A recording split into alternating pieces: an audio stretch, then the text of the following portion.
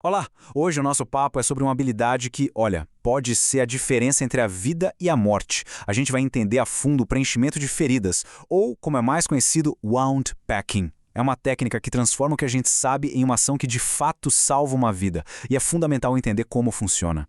Bom, para começar, vamos direto ao ponto, né?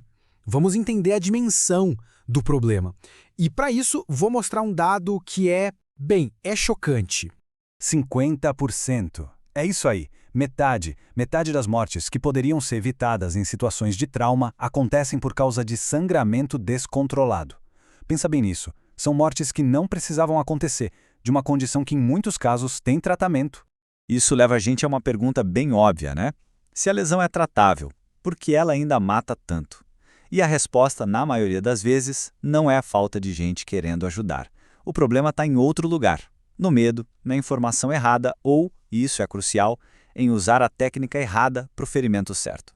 Ok. E qual é a primeira coisa que vem à cabeça quando alguém se machuca? Um instinto básico de primeiros socorros, né? Mas a gente vai ver agora por que esse conhecimento, que todo mundo tem às vezes, simplesmente não dá conta do recado. E claro, o primeiro instinto é esse aí, aplicar pressão direta.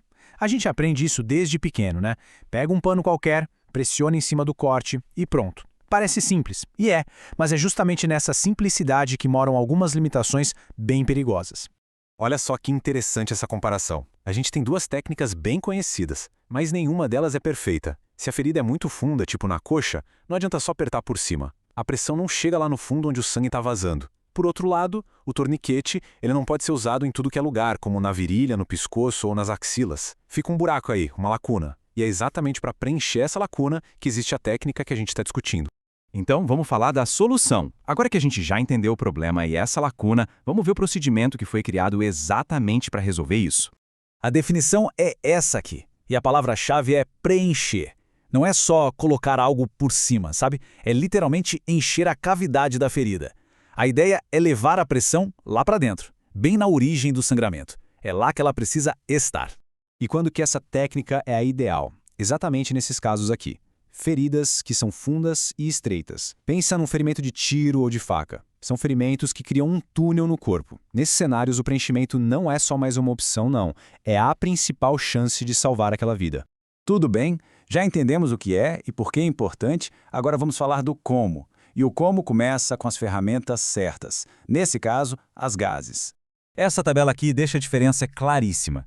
A gase comum, aquela que a gente tem em casa, basicamente absorve o sangue. Ela é passiva, depende da pressão que a gente faz com a mão.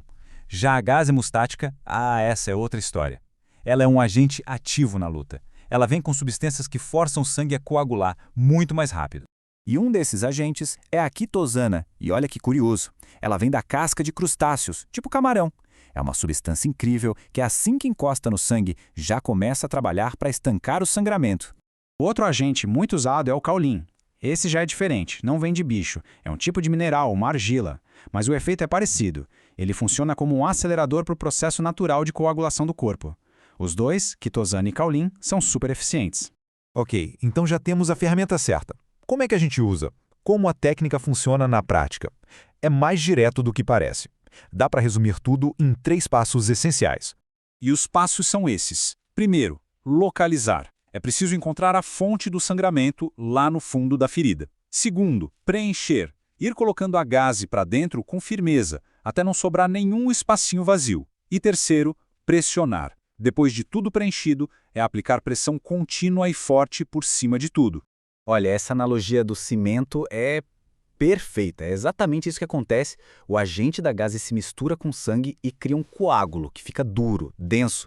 Vira uma barreira mecânica, um verdadeiro tampão que simplesmente impede o sangue de continuar saindo. É como se estivesse cimentando o vazamento por dentro. Até aqui, a gente falou da parte técnica, mas agora vamos tocar no ponto talvez mais difícil de todos, e não tem a ver com a habilidade manual, e sim com o lado psicológico da coisa. E aqui não dá para dourar a pílula. Para uma vítima que está consciente, esse procedimento dói. E dói muito. Saber disso, ver a reação de dor da pessoa, é o que pode fazer alguém travar, hesitar. E essa hesitação pode ser fatal. O desafio para quem está ali tentando ajudar é gigantesco. É preciso superar a própria insegurança, sabe? Agir com firmeza, mesmo vendo a dor da outra pessoa e tentar manter a cabeça no lugar. Como eu disse, a hesitação aqui é o que transforma uma morte evitável em uma fatalidade.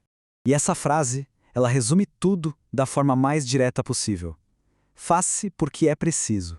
Se não se fizer, é a morte. Não há terceira opção. É isso. A escolha numa hemorragia grave é essa. A dor do procedimento passa. A morte causada pela falta de ação, não. É preciso agir. E a gente fecha com essa reflexão. Em uma crise, hesitar custa vidas. A pergunta é: só o conhecimento técnico prepara alguém para agir? Saber o que fazer é o primeiro passo, claro, mas é entender o porquê, entender as consequências de não fazer nada. É isso que dá força para superar o medo e a hesitação, quando cada segundo vale uma vida. Nessas horas, conhecimento não é só poder. Conhecimento é vida.